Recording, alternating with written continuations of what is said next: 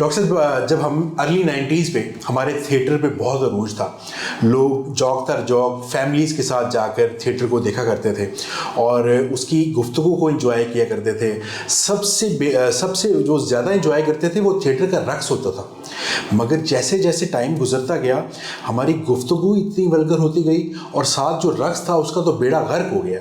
तो इसके बारे में आप क्या कहना चाहिए? बेनतहा बड़ी वजूहात है इसके पीछे। Let me just mention one particular reason. Sir, जब आप 90s में ग्रो कर रहे थे, that was the last time जब हमारे यहाँ रेड लाइट एरिया था, जहाँ पे एडल्ट एंटरटेनमेंट थी, जहाँ जिंदा नाच गाना मुजरे की शक्ल में था। मेरी बात समझ रहे हैं? और मुजरे की तमहीद के बाद असल कारोबार भी हो सकता था।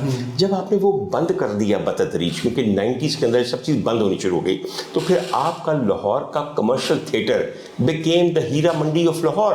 क्योंकि वहाँ पे आप जब जाते थे कोठे में तो कम से कम 2-3 मुजरे सुनते थे, 5 से 10 हज़ार रुपये खर्च करते थे। खातून आपके करीब आती थी, आप जिंदा उसको नाच गाना करते हुए देखते थे, और रक्स जिसने जिंदा देख लिया वो कभी फिर परछाई का कायल नहीं हो सकता। आप यकीन कीजिए, जब वो बंद करना शुरू कर दिया तो फिर आपके थिएटर ने उसको सब्स्टिट्यूट किया। और हमें हर हाल में किसी भी सोसाइटी को एक एडल्ट एजुकेशन, एडल्ट एंटरटेनमेंट चाहिए होती है। बिल्कुल। जब आपने वो बंद करना है तो कोई ना कोई सब्स्टिट्यूट आ जाना है। अब आप कहते हैं कि भाई बड़ी बेहुदा बातें होती हैं आपके यहाँ ड्रग्स पे, तो सर बेहुदा बातें इसलिए क्योंकि उसके खरीदार मौजूद हैं।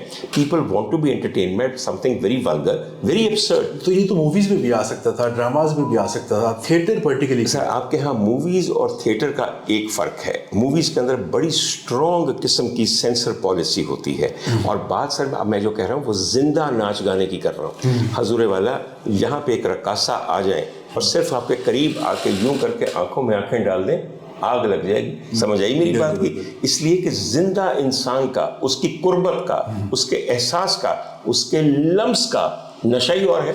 क्या फिल्म में कैसे आ सकता है? क्या ये वजह नहीं है कि जो हमारा थिएटर की ऑडियंस है वो ही चेंज हो चुकी है, वो वही कुछ देखना चाह रही है जो इस टाइम चल रहा है? मैंने सर आपको यही कहा कि आपके ख्याल में वो सारी ऑडियंस कहाँ गई जो मुजरा देखती थी?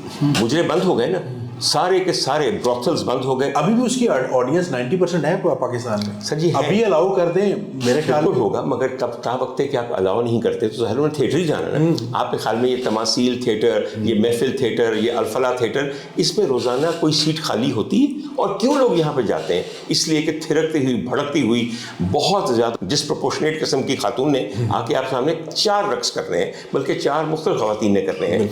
आप सर एक चीज़ को ज़रूर बंद कर देते हैं, उसकी ज़रूरत को, उसके ऑडियंस को, उसके ख़रीदारों को बंद नहीं कर सकते, तो कोई ना कोई और सब्स्टिट्यूट कर जाता है। अब आप मेरी बात को ज़रा गौर से समझिए। अभी भी मैं कहता हूँ और हुकूमत वक्त से कहता हूँ, छोड़ दें इस्लामी जमहूरिया पाकिस्तान। ना यहाँ पे कोई चीज़ इस्लामी है, ना कोई चीज़ जमहूरी है, और पाकिस्तान को तो नाम ही आपने रख के गलाजत के ऊपर एक ढांपा दिया हुआ है। हजूर वाला, आज भी चकले खोल दें, बड़ी आसानी हो जाएगी।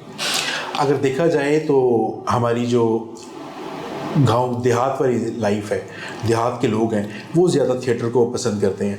पढ़ा लिखा इंसान तो अपनी फैमिली के साथ कभी जाएगा भी नहीं थिएटर देखने।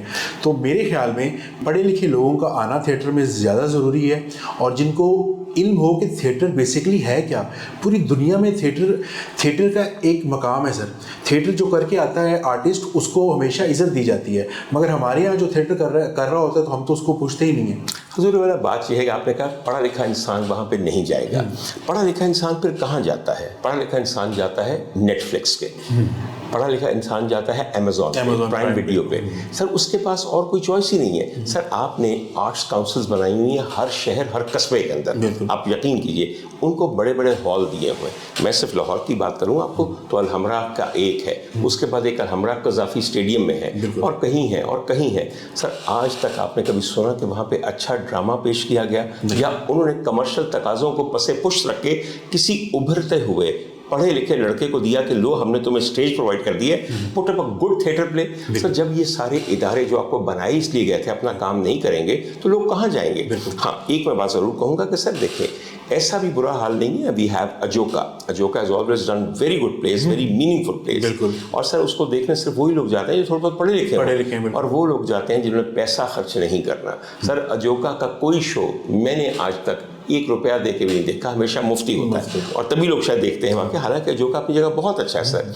इसी तरह ओलम्पोलो मीडिया है और वगैरह वगैरह। सर हमारे यहाँ एक नीश ऑडियंस है अच्छे थिएटर की, हमारे यहाँ एक नीश प्रोडक्शन टीम्स हैं जो बहुत मुख्तसर हैं और बहुत कम जगह ऐसी हैं जहाँ पे प्ले हाउसेस को इस काम के लिए इस्तेमाल किया जा सकता है। दूसरी बात सर ये है, हम थिएटर को समझ ही नहीं सके एक मुल्क की हैसियत से सर, हम बल्कि किसी भी अपने मीडिया को समझ नहीं सके, उसके पोटेंशियल को नहीं समझ सके।